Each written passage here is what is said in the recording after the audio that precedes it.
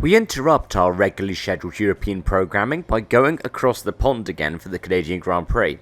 That's not going to happen next season thanks to the calendar changes that have been announced for 2026, but we'll talk about that in another video. Right now, let's talk about the race weekend coming up. Let's talk about the Canadian Grand Prix for 2025. I will start off the schedule, and I'm going to go off with local time, and then I'll switch it across to UK time. But if you're looking to just skip ahead to all of that, just add 5 hours onto this.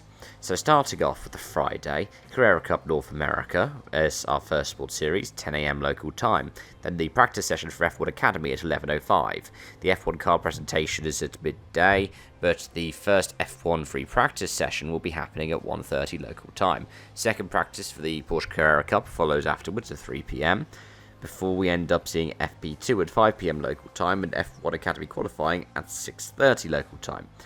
If you're in the UK, that means it's 3 PM for the Carrera North America FP1, then F1 Academy practice at, around 4 o'clock. Then FP1 is at 6:30 UK time.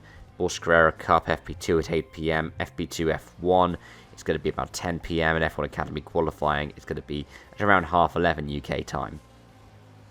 For the Saturday, the first F1 Academy race is at 9:15 local time, followed by qualifying for the Porsche Carrera Cup at 10:25. Then we have FP3 for F1 at 12:30, F1 Academy's second race at 2:50, and then the F1 qualifying at 4 PM, followed by Carrera Cup first race at 6 PM. So again, for the UK, that is, about 2:15 PM for the F1 Academy race, Carrera Cup qualifying at about 3:25, FP3 for F1 at 5:30. F1 Academy's second race is going to be happening at just before 8 o'clock, about 7:50. Then F1 qualifying is going to be at 9 PM, and the Carrera Cup first race at 11 PM.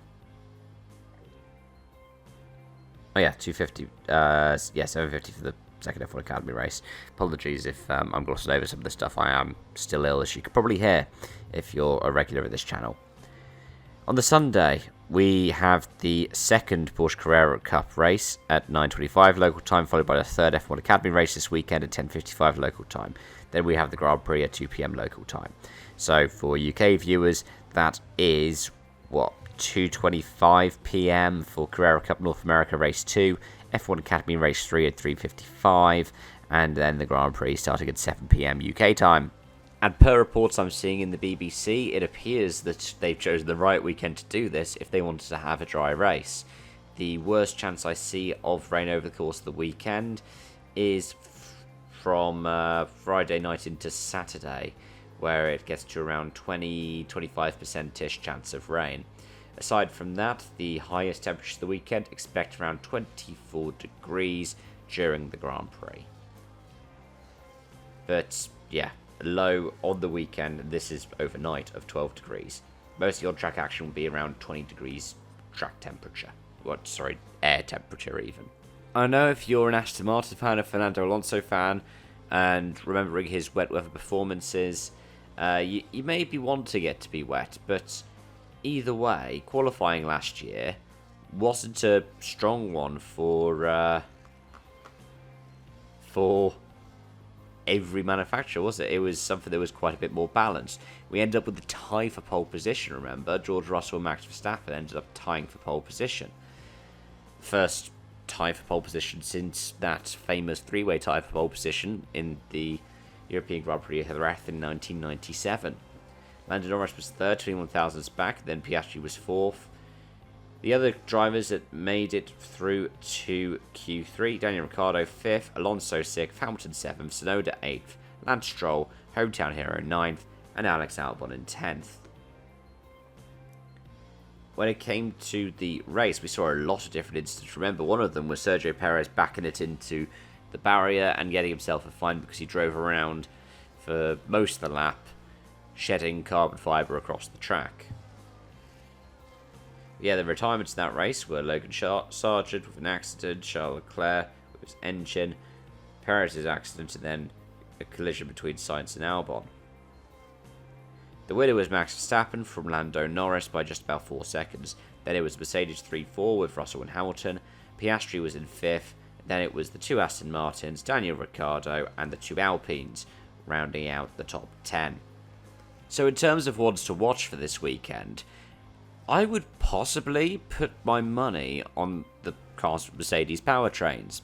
I mean, they've typically been well known to go well at these power-intense circuits. Look at Monza in the past, even when they banned party mode. They've had these engine regulations dialed in since the outset of them, back in 2014. So, yeah, I think Mercedes powertrain is a good bet to have, given that 2nd through 7th last year was the Mercedes powertrains. The only ones that didn't score any points were the 2 Williamses, who were both involved in accidents. And even then, like, Albon's was collision with Sainz. It wasn't like the Ferraris were necessarily struggling, though they did not get into Q3 last year. But, yeah, it's probably that's the safest bet. Outside of that, well, we'll have to see how the cars have developed, really, won't we?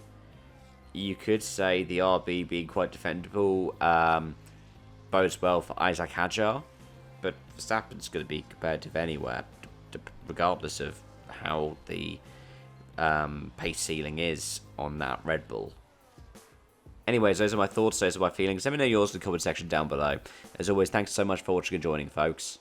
Till next time, it's bye for now.